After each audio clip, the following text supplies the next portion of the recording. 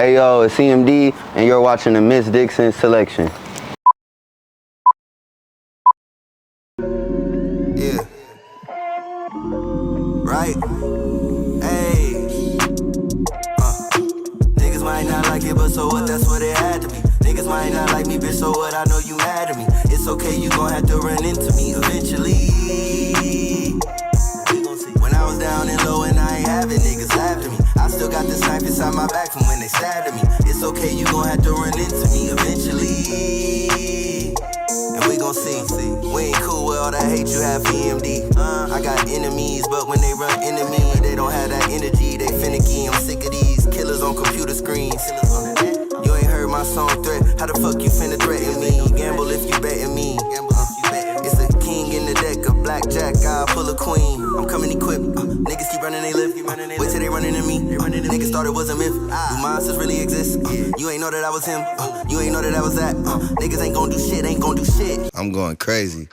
What's up, y'all? It's your girl, Miss Dixon, your favorite journalist, keeping you abreast of what's going on in the West. And today I'm with another special guest. This time is EMD on the scene. What's up, EMD? How you doing? I'm good. I'm living, you know, working. Good. Now, for the people that don't know, tell them what EMD stands for. That's just short version of my name, EpicMustDie. Because he's so fucking epic. You know need an epic ass name. Little nickname. That part. So how you feeling today?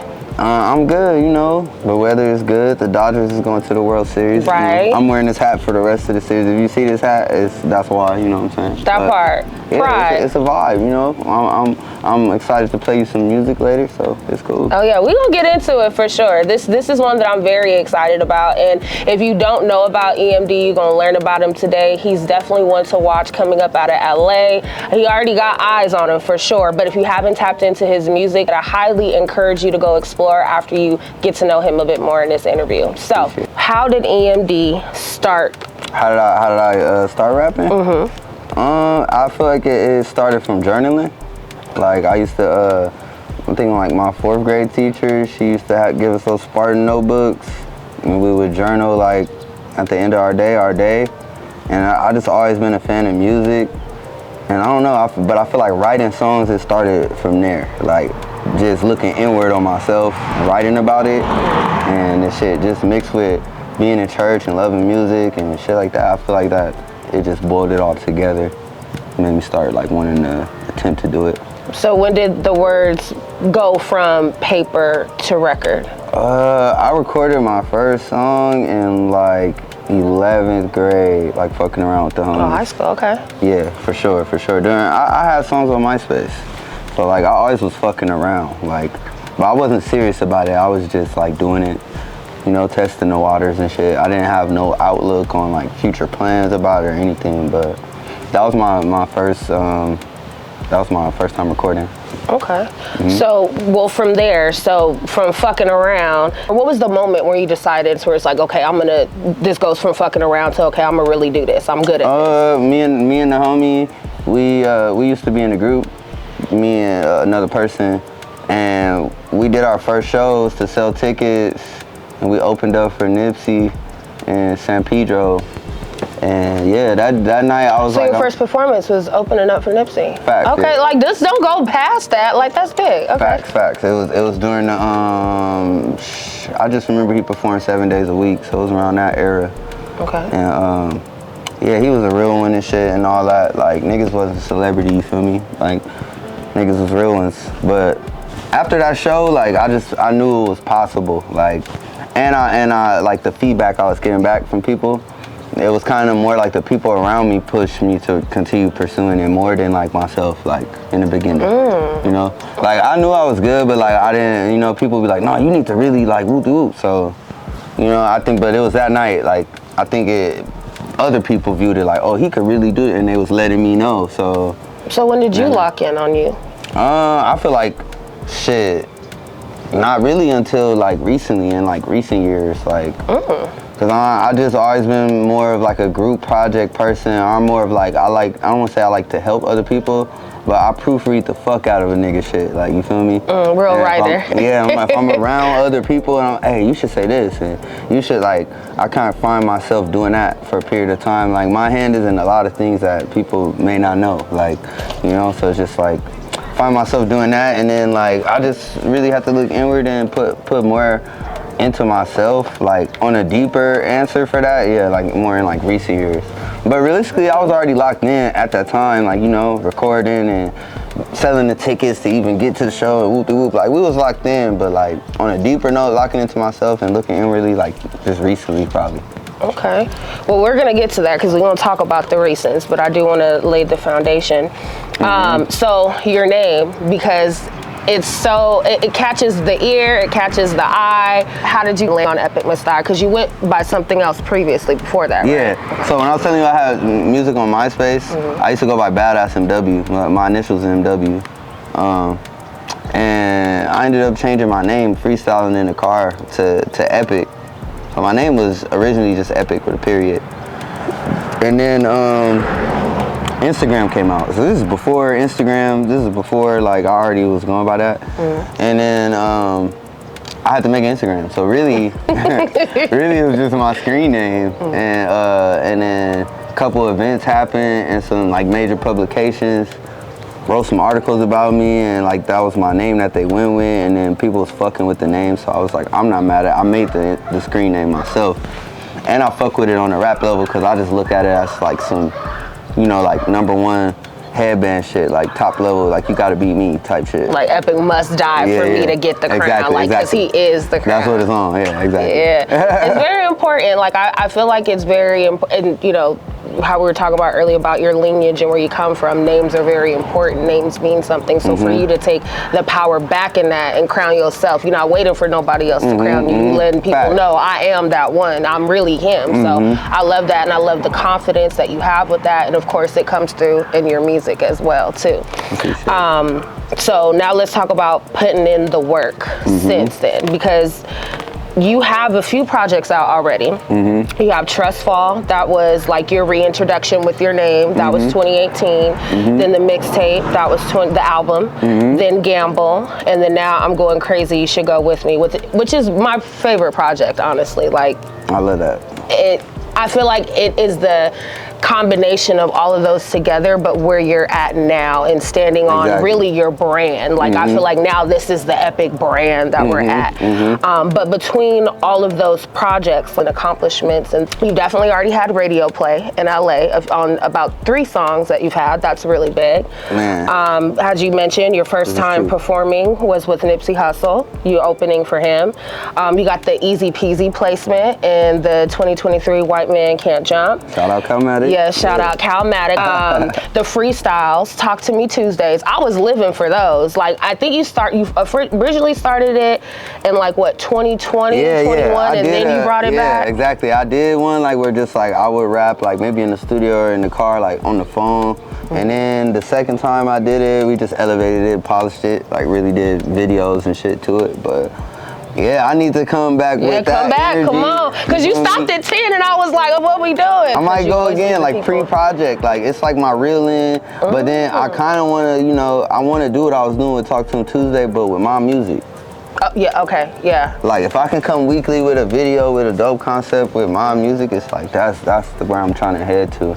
And I found, I got a little team, so I got a code, actually, I'm not gonna say little team, I got like some shit in my back pocket, so it's coming, you know. We editing videos right now. I just posted a teaser right now. Was it for Tears? Yeah. Yep. Yeah, so we working, like, on God. On God. And that's what I love too. Like, because I've been following you so long, like I could look at things that were like maybe Instagram captions where you just talking. And then like now it's in a song, but you made it like a whole thing, like on God, it's up there, I'm going crazy, like all of that. But you gotta be tapped in to really know that. But it's also like you don't plan it, it just comes so natural to you. How do you get into your creative mind? I mean, for my favorite songs and like the favorite times I've written a song or recorded a song, it's gotta come from life, like real life moments and real life emotions. Like, those are my best type records. But I can also just creatively like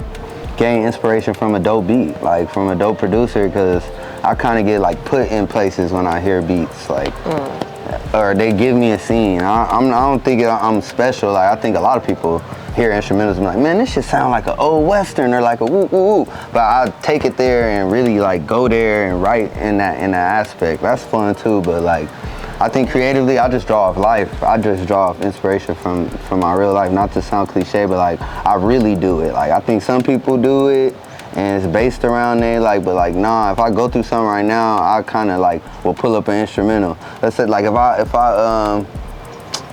if something happened to a family member right now, I'ma cope with it through music. Right. I might write a song that never come out. That's how I know like it's therapy for me. Like, you know, I just had to get that moment off. Like, and the only way I know how to like splash that shit onto something is musically. I mean, if I was a basketball player, maybe something happened to my family, I'll go to the gym for 3 hours till I'm just tired, like, and get it out. But like, so my form is music, so. So with music being a therapy, and to me therapy is really just holding the mirror back to yourself. What has your music shown you about yourself that you didn't know? Like, have you ever pulled something out of yourself through music where you're like, man, ooh. Songs come back to haunt you all the time. Like, I tell my homies that all the time. Like, and when I say haunt you, it don't have to be like in a dark way. It can be in a dark way, but I find myself like having moments in my life where a song I already made years ago is exactly the words I needed to hear to get me back up. So, like my song Questions, I listen to that, like, I don't even listen to my own music, like, but like sometimes that shit, I need to hear myself saying these things, like, you get what I'm saying?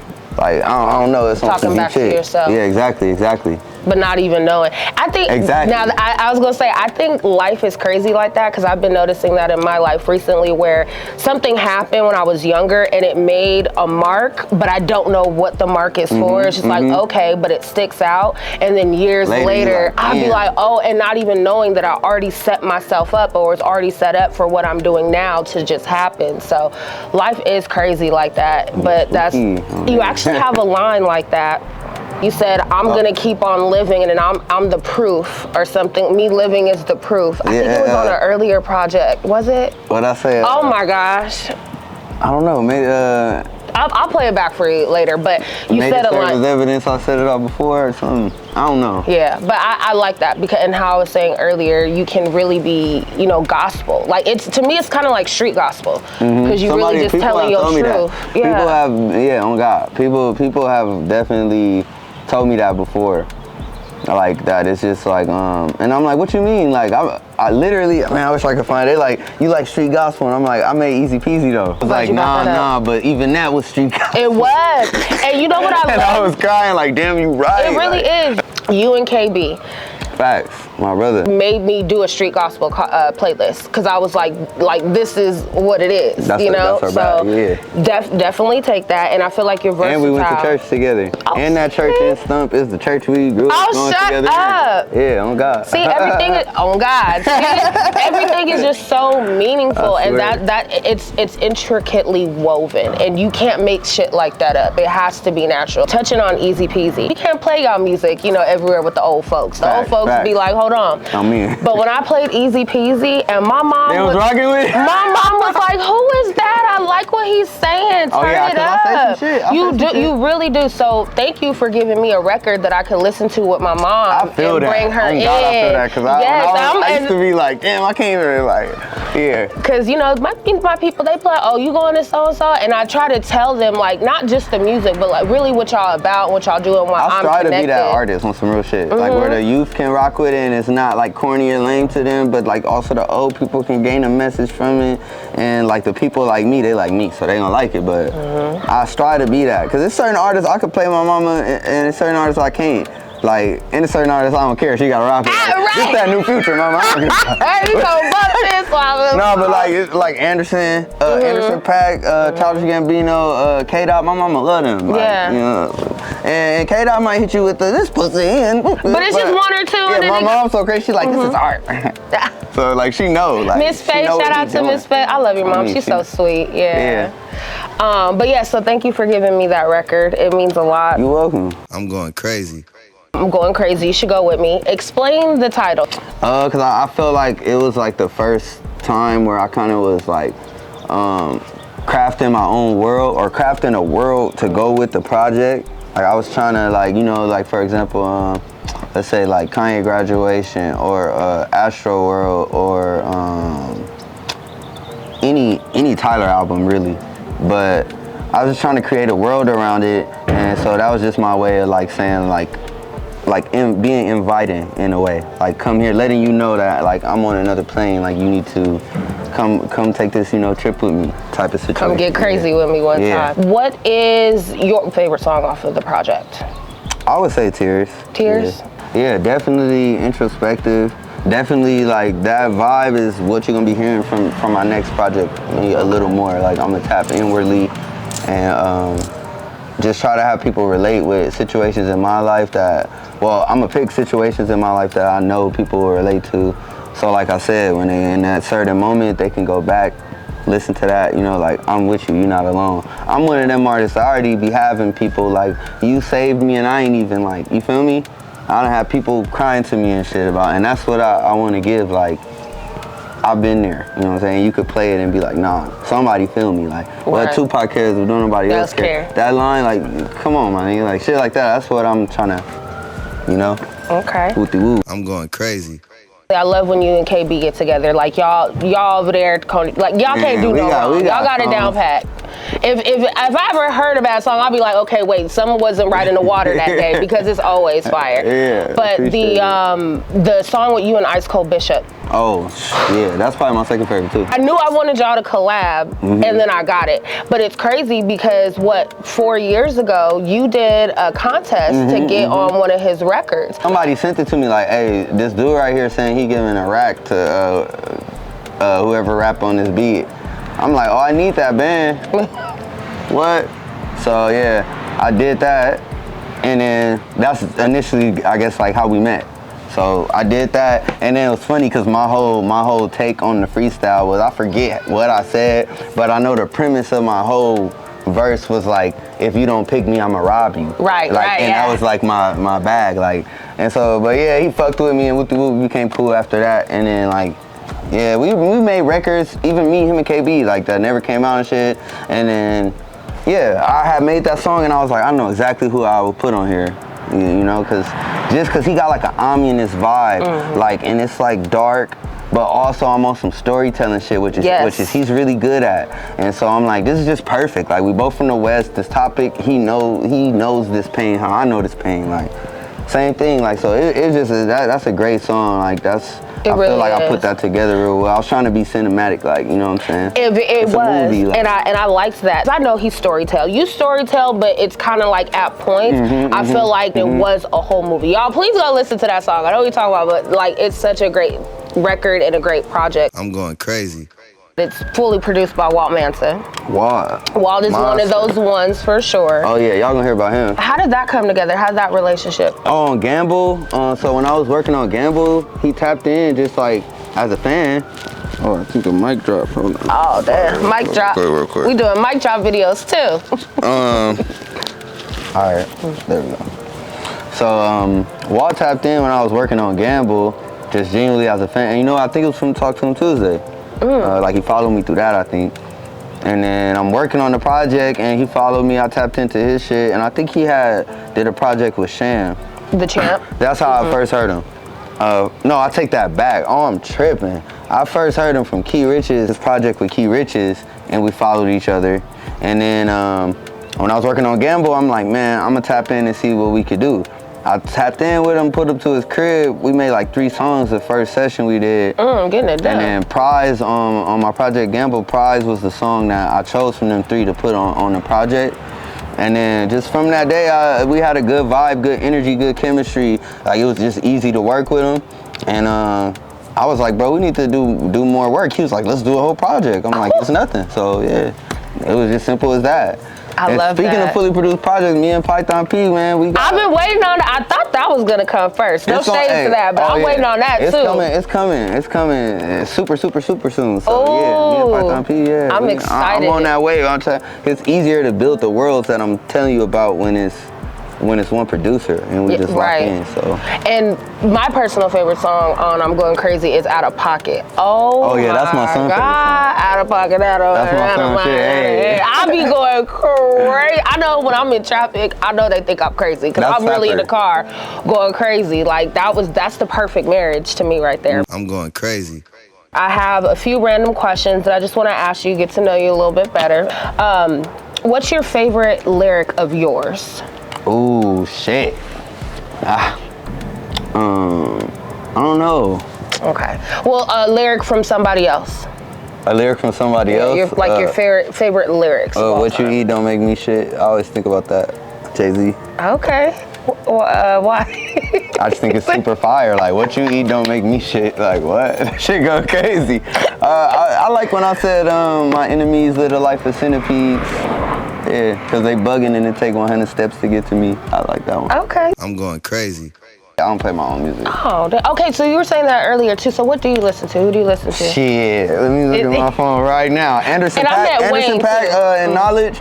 No Worries. They had the album of the year. The album was really good. Yeah. That's the album of the year in my opinion. I fuck with that. Okay. I listen to Tupac all the time. I was just listening to Made Niggas. Okay.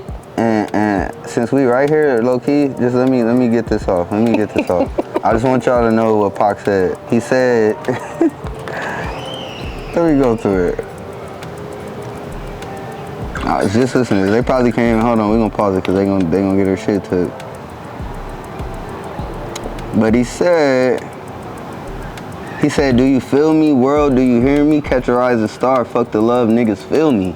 Niggas fear me. Fuck the love, niggas fear me. I feel that. Like, would you rather have love or fear? I mean, when it comes to rap. Oh, when it comes to rap, yeah. I'll take the fear. It might come with a little less, it might come with less fanfare. It might come with less people supporting you. But like niggas know at the end of the day when they get in the bed and snuggie up in their blanket, niggas know who they can't fuck with, you know what I'm saying? So it just be like, and I be in, I done had convos with the conversationalists, like, and niggas know. Like, oh my God. I ain't tripping, yeah. I love LA, but I wish we weren't so like that. Like, niggas know who you are, they see you coming and they trying to act like you not. Well, I mean, it's just like, if you can't get, like, something from somebody, then it just don't be worth. It's very transactional. Yeah, and I think LA is a place where a lot of people, like if people can see blemishes in you, they're more likely to help you or support you because they feel like they can then be part of your journey.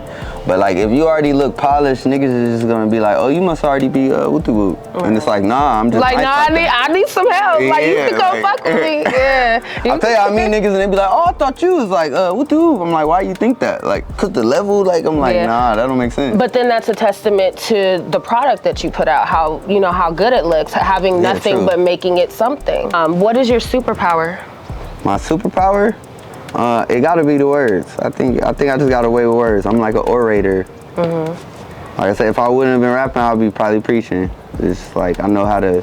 Ooh, okay. Yeah, I know how to use the words to get to you. Like, you know what I'm saying?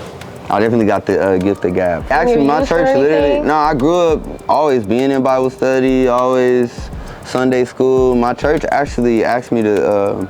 Lead the youth ministry, but I don't really be having time for it. Oh yeah, well yeah, you trying to live this rap thing. Even without I be working all type of shit. So fucking, I don't got time for it, but definitely shit, I would want to do that in the future. I ain't gonna lie. I could definitely see you doing that because you're very of the community as well. What's your favorite food spot? Ooh. It's late night. You want to go get something to eat. You in the city. Right now, I'm stuck on Ave 26. It's just right by the studio.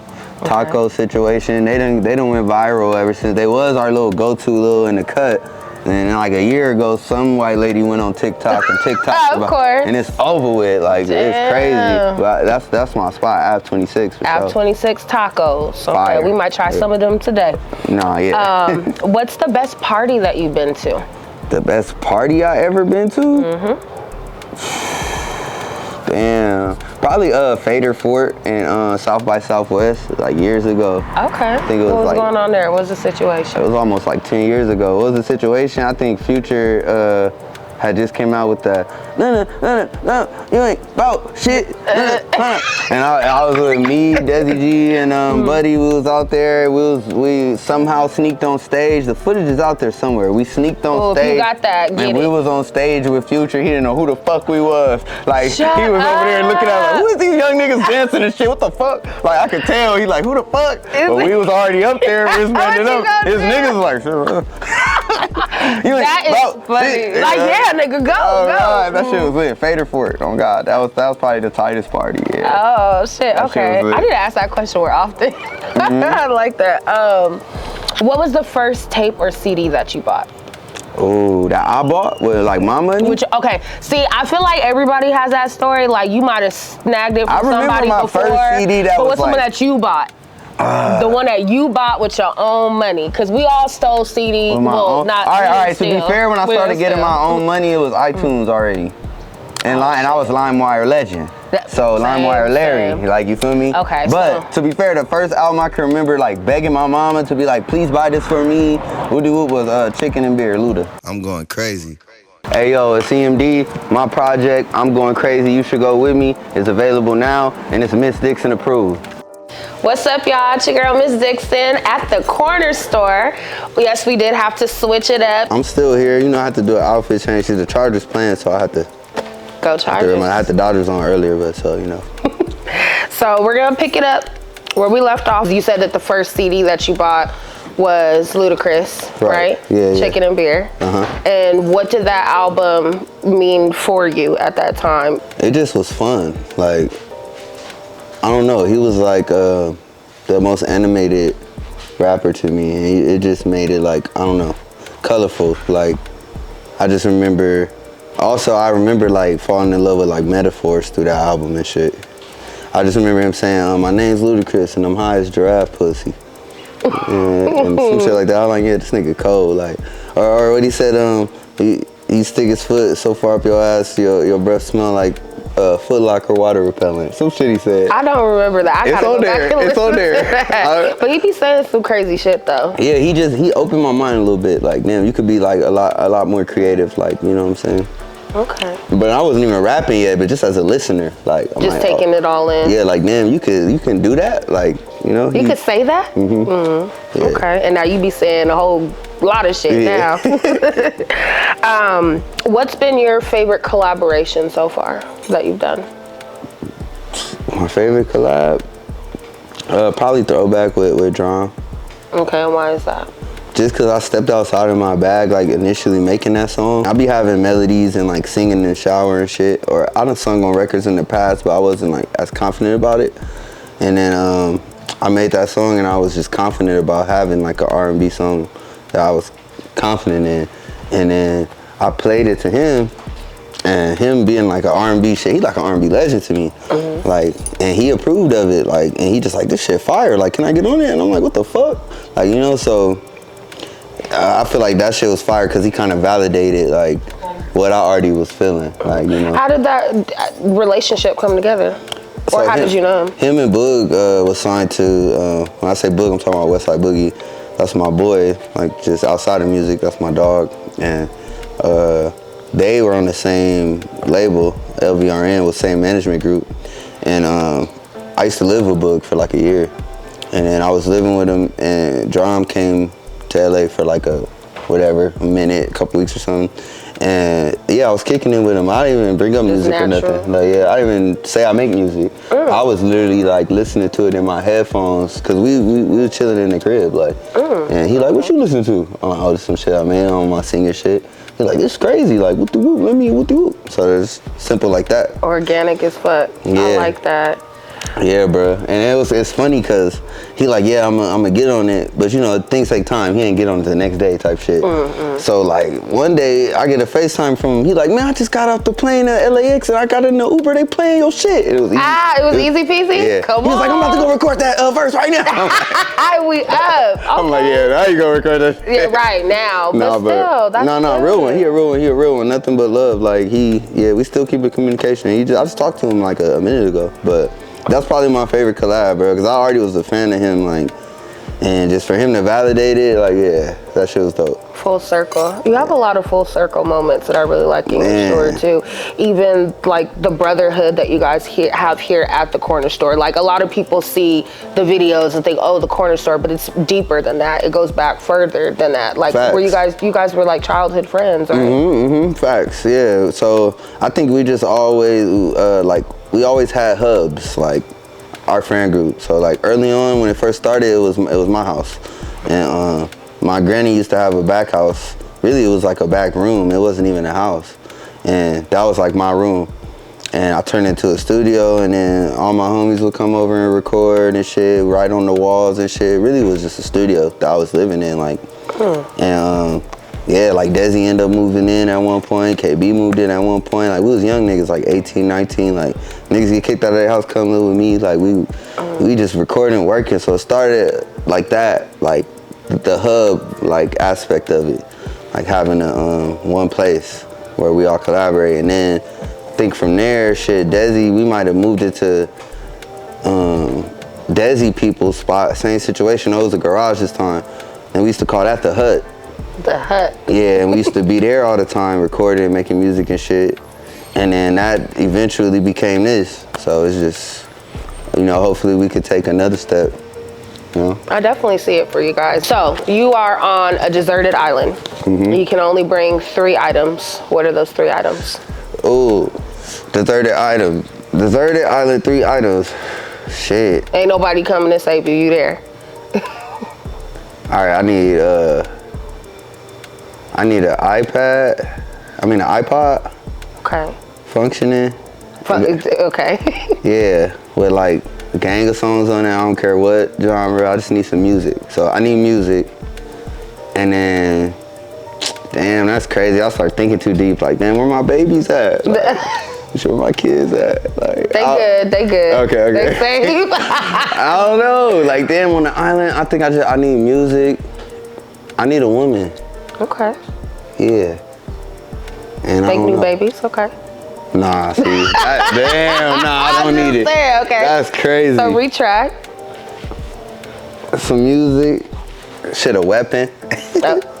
I need a weapon though, God. I ain't gonna lie to you. Maybe a gun or something. A machete? Something? Machete. Like, okay. Yeah, we could do that. Okay. Machete, and then shit. I don't know. That's tough. See, I'm too thoughtful. I can't just give you no answer. Machete, Oh, you music. need one more. Maybe like my favorite hat or something, just to keep me in touch with the world that I'm not at no more. Okay. You know what I'm saying? So a hat, a machete, and some music. And I'ma live. Okay. For sure. Rock my little favorite hat, kill some little kills, play my music, eat my food, yeah. Okay. Yeah, I'll survive. What's your favorite childhood memory? My favorite childhood memory? Probably, man, it's like half and half, because it's like a bad memory, but it's like one of my favorites too. At my grandpa's funeral, he, all the lowriders came out for him and shit. It was like 200 lowriders at no cap, like 200 lowriders at the fucking cemetery. That was like one of my favorite childhood memories, and just 3-wheel motioning and shit. They came back to the block, and everybody was on the block, man. They let me be in the cars, 3-wheel motion, all that. Yeah, that shit was tight. Who has given you the best advice in life, and then the best advice when it comes to your career? So it could be 2 separate people, or it could be the same person. The best advice in my life, probably from my grandma. She used to always tell me, don't let people dim your light. So probably that's the best advice I think of it all the time. Like, and then shit, musically, I'm gonna be honest, like, I don't know, I don't think I got it yet. Like, I hear stuff from people, but like I tell you, people be talking to me like if I know it all already, and I don't like that. I've been trying to figure out how to like seem more like, not inviting, but like, niggas meet me and don't be having no advice and shit. Like, they just be like, you got it, like, keep going. Like, you know what, early on, like 2-3 years ago, Head told me like, hey, fuck with 100 BPM. Do some 100 BPM beats. And then first 100 BPM beat I ever did was Easy Peasy. Well, so, you see what happened with that. It could be some good advice, you know. But I don't know. Like I haven't really. I feel like I haven't got it yet. I feel like everybody just be like, keep going, or like you got it, nigga. You don't need to hear shit from me. Like just keep consistency. Well, that could be. I mean, it's not necessarily bad, right? I mean, on one hand, people see that, okay, you got it going on. Even if you don't feel like you got it going on, it looks like it's something that they can believe in, that they're saying you got it. But it's also a moment, though. Right, consistency. Yeah, I think that's what I'm getting out of it then, yeah. But it's also a moment to look forward to. Like, you haven't had that advice yet, and you're already where you're at so strong. So when you become stronger and you get to that moment, that might be the advice that you need to go to the next level. Hopefully I know how to take advice when I get there too. Real shit. Really? Yeah, because a lot of battle wounds, and then you battle tested and you get to the end, it's like, what advice, nigga? Like, for real. But hopefully I'll still be able to, like, you know, have that side of me and still be able to accept like criticism or like learning points. Like which I think I will, but I just know how humble. time is. So yeah, you're not like that. I wouldn't believe you if you told me what's something that I wouldn't believe if you told me, like just something crazy. Wouldn't believe if I told you. Damn, you probably will believe that. I don't know. Damn, I won't believe if I told you. I don't know. You be getting me stuck, bro. You be having me stuck. I be trying to find out some secrets, that's all. I don't know. That's a good ass question that y'all don't know about me. Like, y'all wouldn't believe that. Damn. I'm stuck on that. Okay. Well, if it comes to your mind, then we'll come back to it. Cause I'll be thinking of good shit. We'll come back to it. But I also want to talk about you being a father, because I feel like that's very important. You make sure that your son is like, he knows what's going on. He's a part of your journey.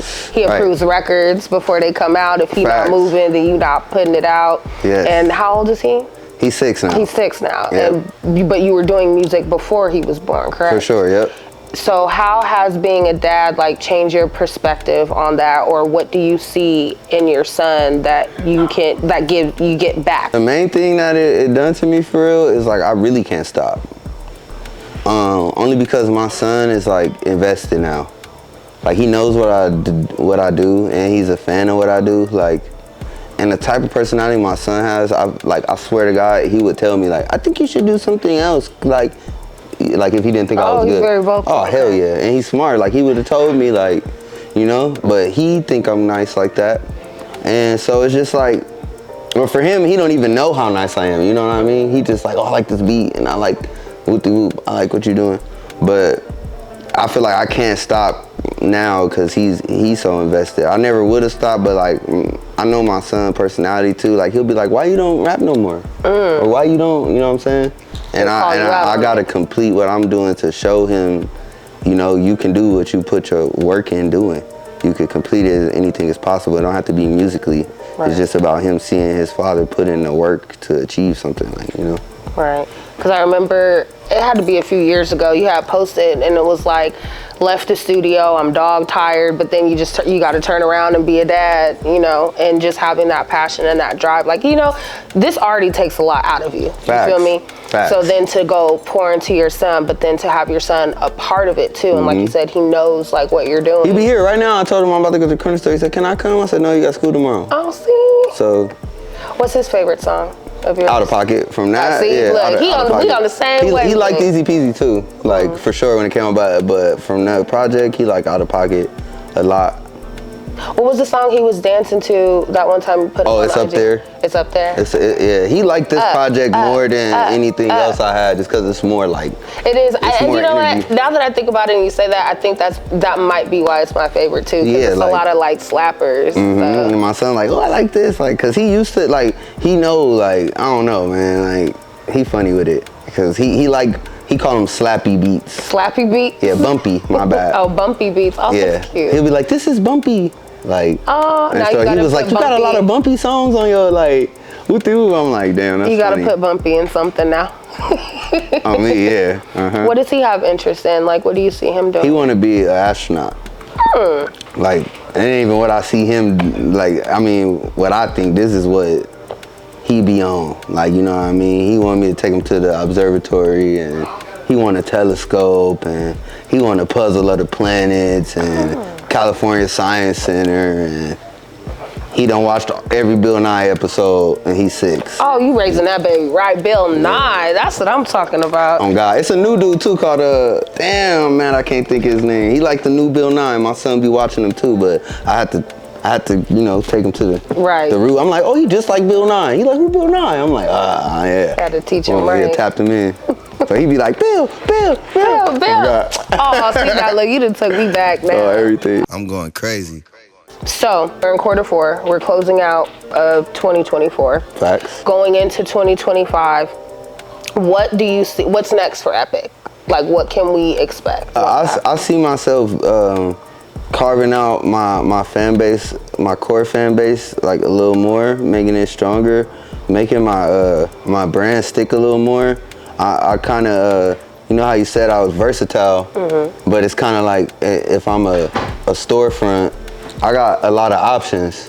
So I'm trying to figure out how to minimize my menu to like maybe like how an In-N-Out is. And 1, 2, 3. Yeah, it's quality and you know what you're coming for, and that's that. Like, I don't want to like kind of have my listener guessing. You know what I'm saying? Like, oh, I don't know what I'm gonna get from him. I kind of want to be like, oh, I know when I'm about to hear some bars I never heard before, and it's gonna have a topic and a story, good melody and a beat. I'm going to him. Like, you know what I'm saying? So I'm working on etching that out. And shit, you can expect just bigger projects from me. Like, I've been working on like dope videos, but I'm trying to like do like short films with my shit. Just like add more to the projects. Like more like I'm working on doing like an immersive experience right now. I can't say much about, but like for example, like, you know, let's just say I'm in a glass box on Broadway for 12 hours recording. Yeah, I'm trying to do some shit, like some David Blank. Like, I'm trying to take it there, like, you know what I'm saying? So I got some shit in my head I can't really say too much about, but definitely expect bigger, expect big splashes, like, and just expect when you see me, like, for it to be some fire shit, like. Of course. Yeah. Because it always is. Okay. That's one more. So that's definitely on the radar for 2025.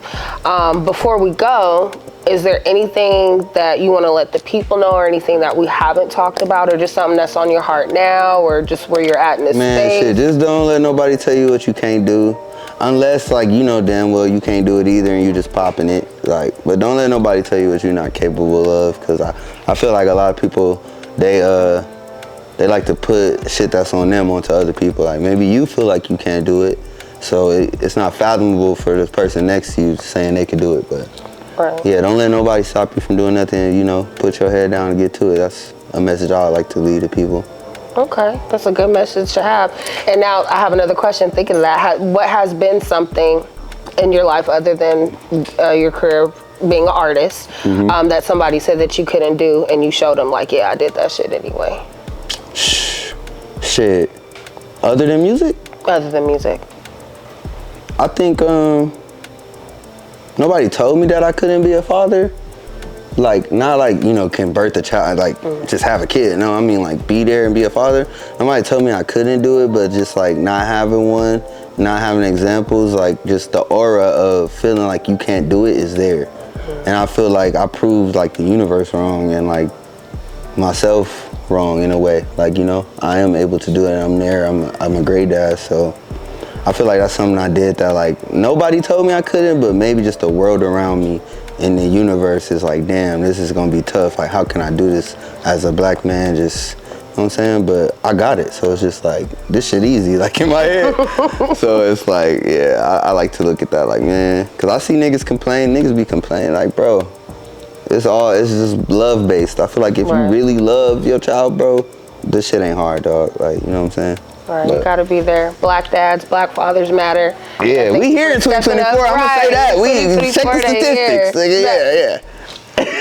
We here on everything. On God. On God. On God, right. KB in there too. So yeah, it's a family thing. Okay, no, never mind. But Thank y'all so much for tuning in to this episode of another Miss Dixon selection with my guy EMD here at the Corner Store. I'm Going Crazy, You Should Go With Me is out now. He just dropped a video to Tears, which is the second single from the project. So go stream that, watch that. And of course, as always, follow EMD so you can be up on the next things that he has coming in 2025. Don't say we didn't tell you. Tap in now, not later. And that's a wrap.